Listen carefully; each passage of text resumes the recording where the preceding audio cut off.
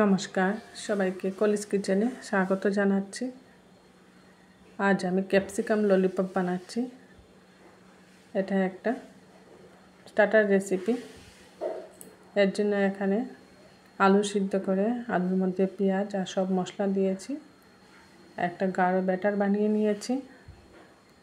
একটা বড় সাইজের ক্যাপসিকাম স্কোয়ার করে কেটে রেখেছি। এইভাবে স্কোয়ার করে কেটে নিয়েছি ক্যাপসিকামটাকে।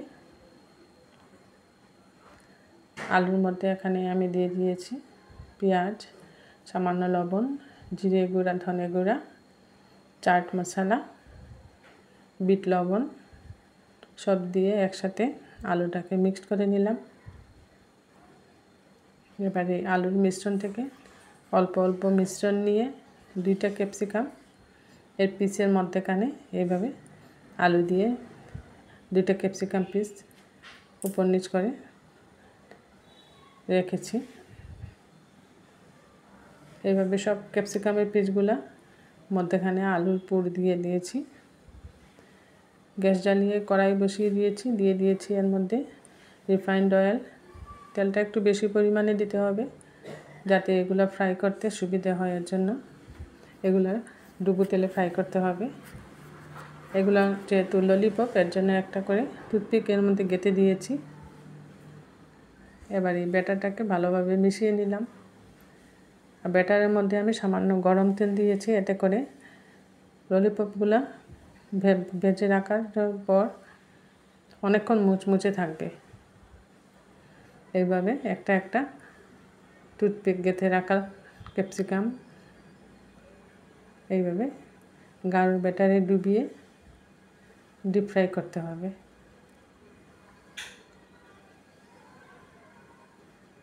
এইভাবে একটা একটা ক্যাপসিকাম আমি ব্যাটারে ডুবিয়ে ডিপ ফ্রাই করে নিচ্ছি। 2 পিস ক্যাপসিকাম মধ্যখানে আলুর পুর দিয়ে একটা টুথপিক দিয়ে গেঁথে নিয়েছি। এক এক করে এগুলা ডিপ ফ্রাই করে নিচ্ছি। এটা সন্ধ্যার সময় স্টার্টার হিসাবে খুব ভালো লাগে খেতে। বাচ্চারা খুব মজা করে খায়। ব্যাটারটা গাঢ় রাখতে হবে। পাতলা ব্যাটার হলে ভালো হবে না। গাঢ় ব্যাটার হলে কোটিংটা খুব মোটা হয়ে আসবে, খেতেও ভালো লাগবে, মুচমুচে হবে। এই দেখুন ললিপপগুলো কি সুন্দরভাবে ভাজা হয়ে গেছে। ডিপ ফ্রাই করার দরুন কালারও খুব সুন্দর চলে এসছে। এইভাবে একটু উল্টে পাল্টে দিলে কাঠিতে ধরতেও সুবিধে হয়, কাঠিটা ধরে উল্টে পাল্টে দিতেও সুবিধে হয়, ওটাতেও সুবিধে হয়। এই যে আপনাদেরকে দেখিয়ে দিচ্ছি, দেখুন খুব সুন্দরভাবে লাল লাল করে আমি ললিপপগুলো ভেজে নিচ্ছি। এইভাবে এক এক করে সব ললিপপগুলো ভেজে নিব। খুব সুন্দর হয়েছে দেখতে।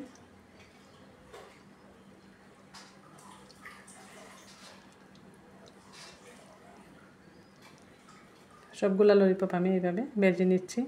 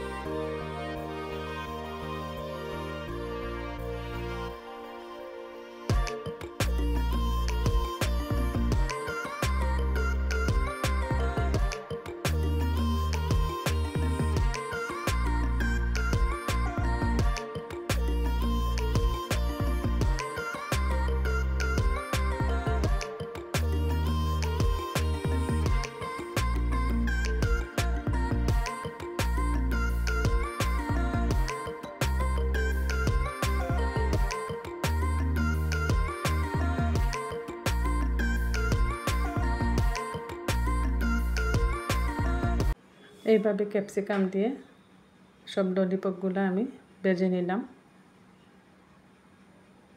আর সসের সাথে পরিবেশন করে দিয়েছি।